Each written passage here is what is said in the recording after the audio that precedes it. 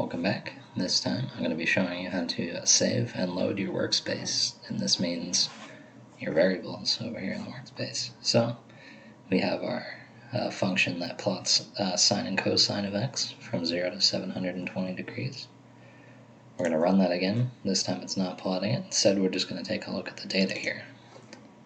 So x is obviously from 0 to 720. It's a lot of data. And then y is our cosine function, starting at 0 and working its way up. So we want to save this data so we can access it again later and maybe plot it again. So what we're going to do is we're going to say, in the command window, we're going to say save, and then what you do is you give it a file name. So we'll say sine, cosine, and then .mat. So this saves a file with all the data in the workspace in it. Hit enter, and we see it show up over here in the folder we're in.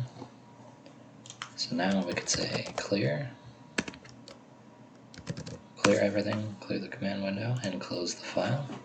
And now we could say load sine cosine .mat, and it'll bring all of our data into the workspace again. And you can see it's all the same data as before. And what we can also do now is say plot x comma y, and it'll plot the data as well. We could also say, alright, let me bring that back up again, and we'll say hold on again, and plot x and y too as well.